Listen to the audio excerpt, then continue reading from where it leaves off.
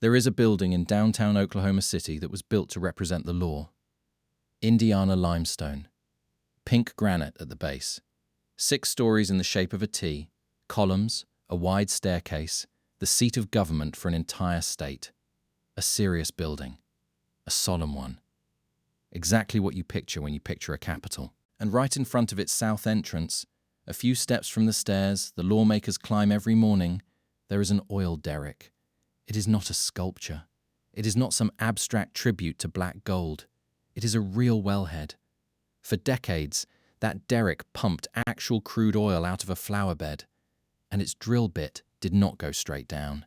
It bent. It slipped underneath the street and underneath the building itself, pulling oil from directly below the feet of the men who sat inside writing the laws of the state. And it was not the only one. At its peak, as many as 24 wells surrounded this capital. It is the only capital on Earth ringed by working oil wells. So, how did the seat of a state government end up pumping crude out of its own front yard? And how much oil actually came out from under a city that had no idea it was floating on top of it? Beneath Oklahoma City sits one of the giant petroleum fields on the planet. Not a modest pocket, one of the big ones. Across its first 4 decades, the Oklahoma City field ranked among the largest producers in the nation, and by 1969 it had given up 733 million barrels of crude and more than 2 trillion cubic feet of natural gas pulled from 26 separate producing layers stacked beneath the city. 733 million barrels. That is enough oil to keep a mid-sized country running for years, drawn out from under the streets, the parks, the churches, and the parking lots of a single city. One single well, the number 1 Macbeth, once flowed more than 100,000 barrels in a single day. And it was not a fluke. Between 1900 and 1935, Oklahoma was the top oil-producing state in the country 22 separate times, and at its peak it pumped more than 1/5 of all the crude in the nation. Most of the people living directly above it never thought about it. They still don't. To understand how a city built itself on top of all of this and then, more or less, forgot, you have to go back to a moment when nobody even knew it was there. The first well ever drilled in Oklahoma City went down in 1889. But the man drilling it was not looking for oil. He was looking for water. He hit something oily and inconvenient, gave up, and abandoned the hole. For almost 40 years, the city grew on top of it, suspecting nothing.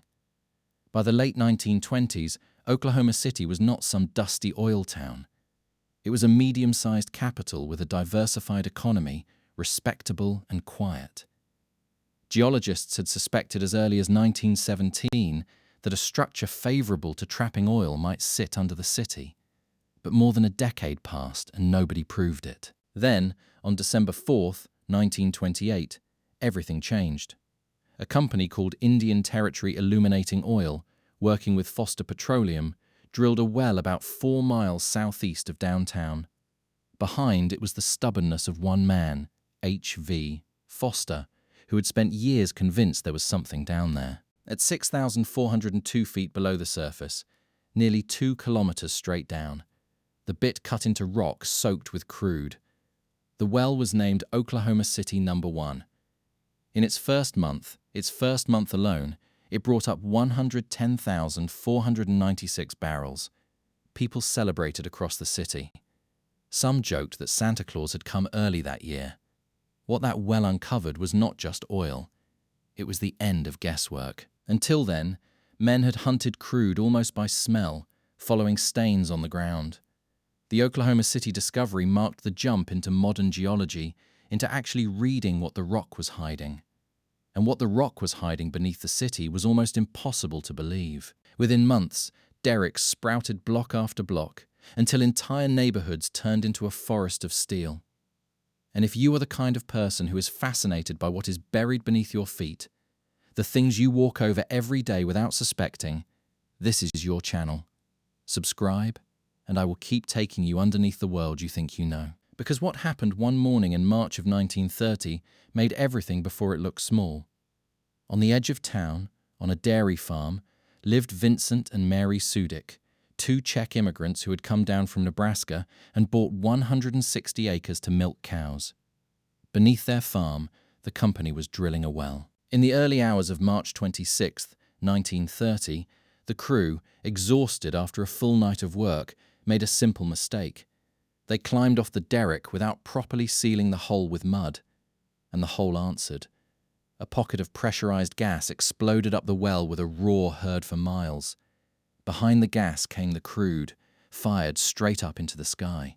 The oil carried fine sand from the Wilcox Formation, and that sand, at that speed, cut like a saw blade. It sliced the pipe and tore the top clean off the derrick. Crews rushed in to cap it, and the well spat the caps back out, again and again.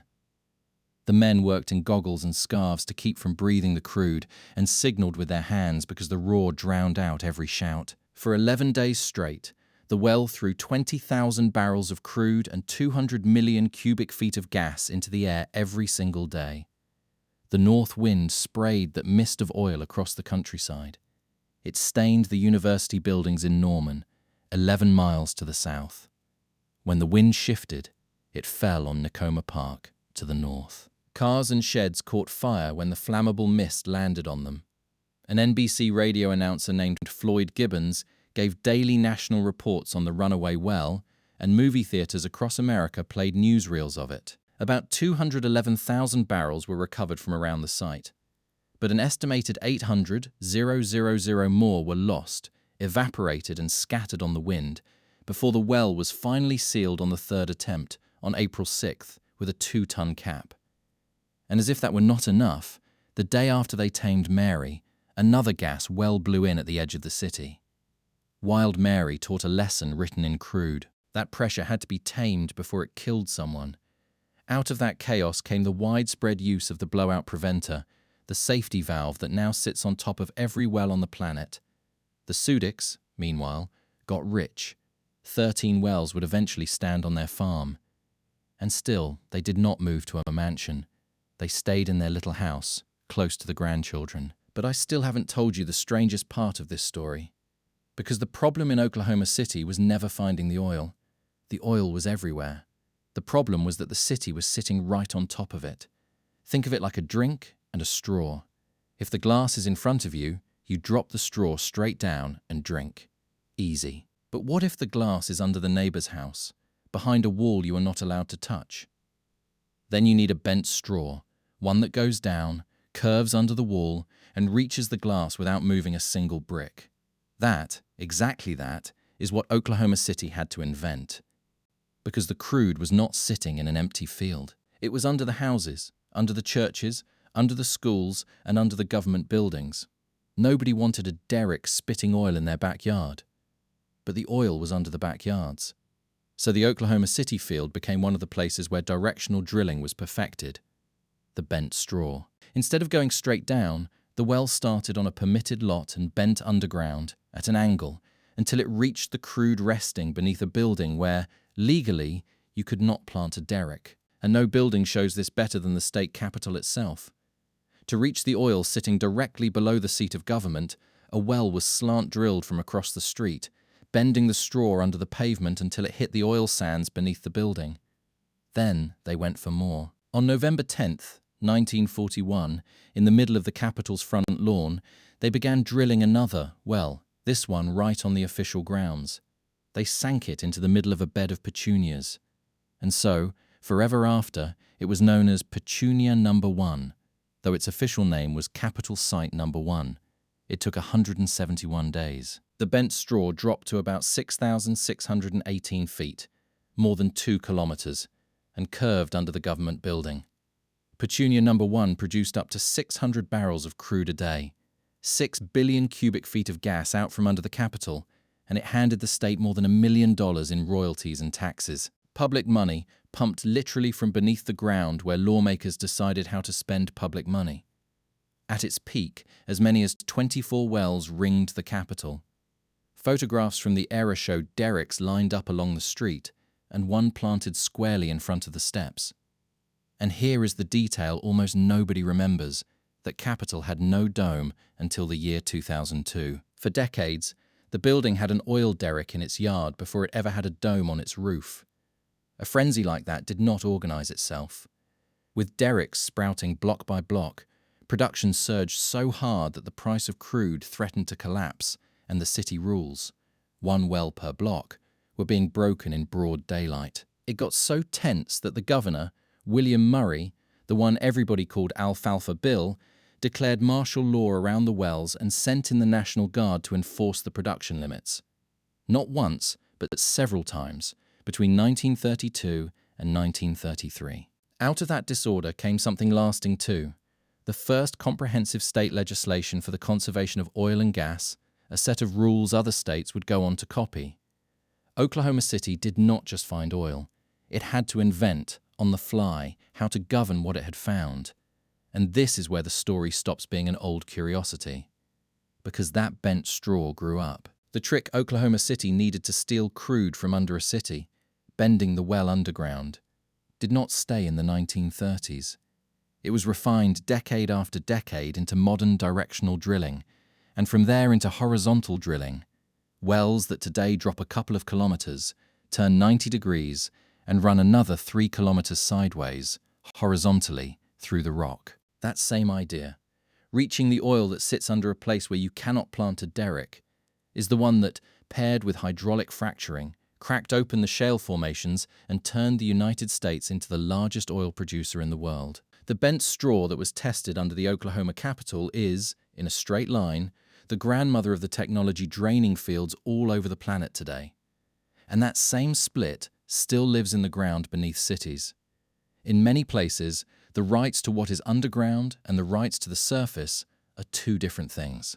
You can own your house and your yard and not own a single drop of the oil beneath it. Someone else can hold those rights, lease them out, and drain the crude from under your living room with a bent straw that starts several blocks away without ever setting foot on your land. Just as it was done under the Capitol, it can be done under almost anything. Petunia No. 1 ran dry in 1986. Phillips Petroleum, the well's operator and half-owner, plugged it. But they did something strange when they sealed it. They left the wellhead in place, so it would still look like a living well. They handed ownership to the Oklahoma Historical Society, and today the old derrick still stands on the south lawn, turned into a monument, one of the most visited stops in the state. People take photos with it without thinking too hard about what is underneath. Because the field gave up 733 million barrels, yes, but the oil has not decided to leave. It sits exactly where it has always sat, under the streets, under the churches, under the pink granite of the building where the laws of the state are written. The city built itself on top without knowing. It drilled its own front yard. It tamed wild wells, called in the National Guard, invented the bent straw, and watched it grow until it changed the entire world. And when it was finished, it left an empty derrick standing at the door as a keepsake. A capital built to represent the law, sitting on a black lake older than the law, older than the state, older than the first person who ever walked across the top of it. The derrick is still there, on the grass, pointing down. And the only question that ever really mattered was never whether the oil was underneath. It was always underneath. The question is how many people, climbing those steps, ever look down at the ground.